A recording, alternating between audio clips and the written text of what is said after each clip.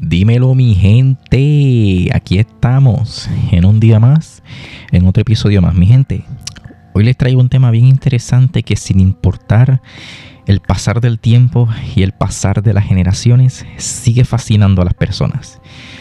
Y aquí está de hecho la pregunta clave de este episodio: ¿por qué el tema de los zombies suele ser tan recurrente a pesar del tiempo, a pesar del pasar de las generaciones?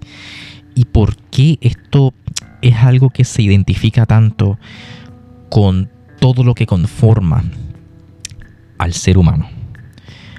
Porque esto es algo muy fascinante. Porque cuando tú lo analizas detenidamente, tú te das cuenta que la figura del zombie no solamente representa algo ficticio, sino que también representa algo real, representa un miedo real hacia muchas cosas que tienen un origen evolutivo dentro del ser humano. Y es lo que hace en parte fascinantes a los zombies, que representan muchísimos miedos evolutivos que acompañan al ser humano desde el principio de los tiempos, incluso cosas que sabemos y cosas que no sabemos, pero también representan ese misterio de lo que nos hace ser humanos. ¿Dónde está aquello que nos hace ser humanos? ¿Qué es lo que convierte nuestros cuerpos en algo que no es simplemente carne, sino que tiene también una conciencia, una chispa y una esencia de vida? ¿Qué es lo que le da identidad al cuerpo de un ser humano? ¿Dónde está? Y por qué de hecho encontramos al zombie una figura tan fascinante. Porque ojo, cuando miramos a la figura del zombie de cerca y lo que representa, más allá del monstruo o del caníbal o de lo que para muchos representa el miedo absoluto, el zombie representa muchas de estas preguntas que se quedan abiertas sin importar el pasar del tiempo, de las generaciones y de la cultura. Así que para comenzar con este tema y darle de lleno, tenemos al zombie como un miedo evolutivo. ¿Y qué es lo que pasa, mi gente? Que a lo largo de la historia humana, el ser humano ha desarrollado un sinfín de mecanismos. Y este sinfín de mecanismos pues le ha permitido sobrevivir hasta el son de hoy. Uno de los mecanismos de hecho más interesantes y de los que más a mí personalmente me fascina es el efecto del valle inquietante. Este efecto ya lo he discutido antes en anteriores episodios, pero si alguien no lo sabe, pues básicamente esto es un efecto que te genera una sensación de inquietud cuando observas algo que se supone tiene apariencia humana, pero que no es humano. ¿Qué podría ser esto? Un ejemplo muy básico: un maniquí. Un maniquí tiene apariencia humana, pero no lo es. De igual forma, aquí podría encajar el espectro del zombie. Tiene apariencia humana, pero no lo es. Y precisamente ahí es donde este tema deja de ser una conversación sobre cine o videojuegos y se convierte en una conversación sobre nosotros mismos. Porque el zombie, visto desde una perspectiva biológica, parece reunir casi todas las señales que el cerebro humano ha aprendido a interpretar como una amenaza. Su aspecto refleja enfermedad, deterioro, infección, heridas y un comportamiento completamente impredecible. Son características que, durante miles de años de evolución, pudieron significar un enorme riesgo para la supervivencia. Nuestro cerebro no necesita saber qué es un zombie para reaccionar ante él. Basta con reconocer esas señales para activar mecanismos muy antiguos de alerta. Y aquí aparece un fenómeno psicológico muy interesante: el valle inquietante. Es esa sensación de incomodidad que sentimos cuando vemos algo que se parece muchísimo a un ser humano, pero sabemos que no lo es del todo. Un maniquí extremadamente realista, un robot con expresiones casi humanas o un personaje digital demasiado perfecto pueden producir esa misma sensación. El zombie lleva esa idea al extremo. Tiene un rostro humano, tiene un cuerpo humano, camina como un humano. Pero hay algo que nuestro cerebro identifica inmediatamente como incorrecto, y quizá por eso nos resulta tan inquietante. Ahora bien, ese es solo el primer nivel de lectura. Porque una vez superamos el miedo biológico, aparece una pregunta todavía más profunda. ¿Y si el verdadero terror del zombie no fuera que quiere atacarnos? ¿Y si el verdadero terror fuera que conserva todo aquello que vemos por fuera, mientras ha desaparecido todo aquello que no podemos ver? Su identidad, su memoria, su capacidad de elegir, su empatía, su conciencia. Y con esa idea comienza realmente nuestro recorrido de hoy. Porque quizá entender por qué tememos al zombie sea también una forma de entender qué es aquello que, en el fondo, nos convierte en seres humanos. Host, te devuelvo el micrófono. Entonces, mi gente, cuando entendemos esta perspectiva del zombie como un miedo evolutivo y como una especie de proyección que carga todo aquello que arrastra la evolución, más allá de preguntarnos si los zombies pueden existir o no pueden existir, hay un segundo punto importante dentro de esta fascinación, y es el que nuestro asistente introdujo, de hecho sin querer, y es el siguiente: el zombie desde el punto de vista filosófico. Ya lo entendimos desde el punto de vista biológico y desde el punto de vista filosófico, que lo vamos a analizar ahora y lo vamos a combinar un poquito con el punto de vista evolutivo y biológico. ¿Por qué nos atrae tanto esta idea de un apocalipsis zombie? Primero, aquí hay dos cosas. Primero, en un escenario así,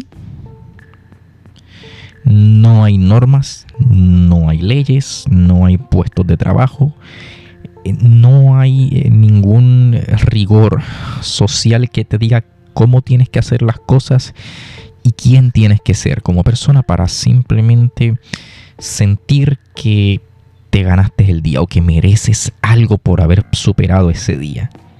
Y más allá de eso, es simplemente estar expuesto a un mundo más simple. Así que, como primer punto, tenemos el zombie como la representación de la anarquía y la libertad teórica de un mundo un poquito más mundano, de un mundo sin tantas reglas, sin tanta libertad, un mundo más simplificado. Aunque sea un apocalipsis, sigue siendo un mundo más simple, sigue siendo un mundo gobernado por el caos y por la anarquía que representan estas criaturas. Ahora, como segundo punto importante que no podemos dejar de lado, está el tema de la moral y la ética dentro de acá. Y yo creo que la famosísima serie The Walking Dead lo discute muy bien en sus primeros episodios, con aquel conflicto del liderazgo que tenían Rick y Shane, porque Shane pensó que Rick había muerto y Shane pasó a ser el líder del grupo. Shane pasó a tomar las decisiones y pues el grupo había sobrevivido, pero claro, había sobrevivido en base a qué tipo de decisiones había sobrevivido el grupo.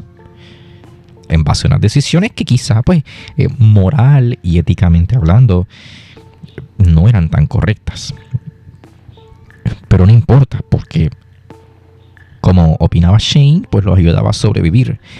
¿Qué pasa? Llega Rick a escena y nota que Shane ahora sostiene una relación amorosa con su esposa, con la esposa de Rick, y que estableció un vínculo con su hijo porque pensó que Rick había muerto. Llega Rick y propone otro tipo de liderazgo, un liderazgo más considerado, un liderazgo un poquito más empático, sin perder la madurez al momento de actuar en un entorno como este. No quiere decir que Rick sea extremadamente compasivo o sea un bobolón o sea idiota. Simplemente Rick no actuaba de manera tan impulsiva. Él tenía un poco más de conciencia, un poquito más de mesura al momento de actuar, pero eso no hacía que no tomara ciertas precauciones, las cuales el entorno en el que estaba y en el que vivía le exigía. ¿Por qué pongo este tema? Porque otro de los grandes puntos que se exponen de Walking Dead y de los cuales habla esta serie y de los cuales se fundamenta todo este debate es el simple hecho de no querer morir. de no querer morir y no querer saber y entender, coño, o caramba, ¿qué hay más atrás de la muerte? ¿Qué hay tras de la muerte? ¿Qué hay más allá de la muerte? ¿Qué es la muerte? ¿Por qué? Porque cuando miramos a un zombie, miramos algo que cruzó esa frontera entre estar muerto y estar vivo. ¿Por qué entre estar muerto y estar vivo? Porque es una persona que ya perdió toda su conciencia, que fue tomada por algún tipo de patógeno y que ahora es un cuerpo humano andante, pero que ya no tiene identidad, ya no tiene conciencia, simplemente está andando. Por lo tanto, se presume que la persona que anteriormente era ese cuerpo y tenía esa conciencia, pues ya falleció. Porque ya no hay un cuerpo, ya no hay una chispa de conciencia que le dé identidad. Entonces, con eso en mente, queda esa gran pregunta a nivel filosófica, ese miedo que hay más allá de la muerte, qué es la muerte, cómo podemos afrontar la muerte, cómo podemos entender la muerte. Y cómo podemos afrontar el hecho de que simplemente algún día ya no vamos a estar en este mundo. Así que en parte representa eso también.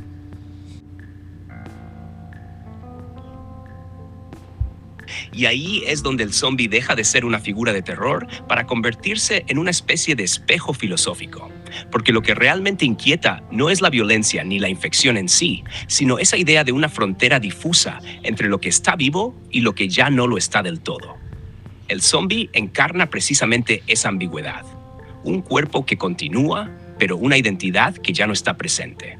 Y eso nos obliga a volver a la pregunta central desde otro ángulo. No solo qué es la muerte, sino qué significa realmente estar vivo. Porque cuando intentamos definir la vida, no basta con decir un cuerpo funcionando. También aparece algo más difícil de medir: la experiencia, la conciencia, la capacidad de reconocerse a uno mismo y al entorno. Y cuando imaginamos un zombie, lo que se pierde no es el movimiento, es precisamente eso. Entonces el miedo se vuelve más profundo. No es solo el final biológico. Es la idea de una existencia sin aquello que entendemos como yo. Y por eso este tipo de relatos atraviesan culturas, épocas y generaciones. No porque todos crean en zombies literalmente, sino porque todos, de alguna forma, han tenido que enfrentarse a la misma pregunta: ¿qué ocurre cuando esa chispa que nos define deja de estar? Y con eso en mente, la conversación se abre todavía más. Porque ya no estamos hablando solo de criaturas ficticias, sino de los límites mismos de la conciencia humana. Entonces, con esos límites claros de la conciencia humana y entenderlo, ¿verdad? Los límites que tiene el simple hecho de ser humanos, nos toca a responder a la última pregunta de este episodio, al último punto importante. ¿Por qué se consume tanto este contenido? Más allá de la simple atracción al contenido gore, al contenido de terror, a la sangre, a las tripas, al conflicto de ese tipo de mundo, a las dinámicas que se dan ahí, etc. ¿Por qué? Es un poquito una combinación de todo lo que hemos discutido, o es una pregunta inexplicable que sigue en el aire. Porque, ojo, fíjense que a lo largo de este episodio hemos dicho que esto atraviesa generaciones, así que ¿por qué esto atraviesa generaciones? ¿Por qué este contenido siempre es altamente rentable? Aquí podemos profundizar un poquito en el efecto del miedo. Porque, claro, el ser humano suele pensar que es el depredador dominante del planeta Tierra. El ser humano suele pensar que de hecho conoce el planeta Tierra, pero mi gente, no podemos olvidar que la vida es un gran misterio. Apenas conocemos los océanos y tampoco conocemos el 100% de los bosques y de todo lo que tiene que ofrecer nuestro planeta. Y queda la pregunta morbosa. Claro, si encontramos un un nuevo tipo de depredador que pueda competir con el ser humano. Y testimonios hay muchos. Y hemos discutido a lo largo de este podcast, hemos discutido mucho esa posibilidad de diferentes testimonios y diferentes cosas que de hecho podrían estar depredando al ser humano actualmente, y el ser humano ni cuenta se estaría dando. Así que cuando un ser humano tiene este tipo de cosas de frente, siempre está la pregunta morbosa, la cual dicta que ¿qué sería capaz de hacerle esta cosa a un ser humano si lo alcanza? ¿De qué sería capaz? ¿Qué pasaría? Y claro, esta pregunta puede obedecer a la simple curiosidad. Pero entonces, ¿por qué teóricamente a nivel evolutivo esta curiosidad es necesaria? ¿Qué función cumpliría esta curiosidad de decir, caramba, si esto me pilla, si esto me agarra, ¿qué sería capaz de hacerme? Y bueno, no podemos olvidar que el mundo da vueltas, mi gente. Así que todo este tipo de escenarios ficticios que se proponen, como la serie de The Walking Dead, como... ¿cómo se llama esta serie de zombies? Nación Z y muchos otros tipos de contenidos relacionados con los zombies. Lo único que hacen es plantear posibles escenarios y posibles vías que podría tomar la humanidad cuando toque enfrentar un escenario como este. Y más allá de discutir la posibilidad de que si esto puede ser real o no, vale siempre la pena discutir el tema de la humanidad. Cómo mantenemos la civilización y la humanidad sin importar el tipo de escenario que nos toque enfrentar, porque yo creo que eso es lo que despierta genuinamente la preocupación. Ahí está la pregunta: ¿cómo conservamos la humanidad? ¿Cómo nos mantenemos humanos a pesar de lo que está ocurriendo, o a pesar de lo que sea que esté ocurriendo? Y ahí está la belleza de esto. Ahí está la belleza de hacerse este tipo de preguntas, porque todo este tipo de series y de contenido plantea muchos puntos de vista diferentes. Por ejemplo, en The Walking Dead se nos presenta al principio al protagonista cuando ya el mundo cayó. Pero por ejemplo, en la famosa película Nación Z se nos presenta el mundo cuando aún no ha caído, cuando está en proceso, en esas primeras etapas de la pandemia, y cómo el mundo logra sobreponerse a esto, y así sucesivamente. Así que los dejo con la última intervención de nuestro asistente y con la pregunta que esto trae. Y quizá esa sea la razón por la que estas historias nunca pasan de moda. Porque en el fondo nunca han tratado únicamente sobre zombies. Han tratado sobre nosotros. Sobre cómo reaccionamos cuando todo aquello que dábamos por sentado desaparece. Cuando las reglas dejan de existir. Cuando las instituciones colapsan. Cuando la tecnología deja de protegernos. Y solo queda una pregunta. ¿Quién decide ser cuando nadie te está observando? Porque ese es el verdadero experimento que plantean estas historias. No ponen a prueba únicamente nuestra capacidad para sobrevivir. Ponen a prueba nuestra capacidad para seguir siendo humanos. Y ahí es donde aparece una idea interesante desde la psicología. El miedo no siempre cumple la función de paralizarnos. En muchas ocasiones también funciona como una simulación mental.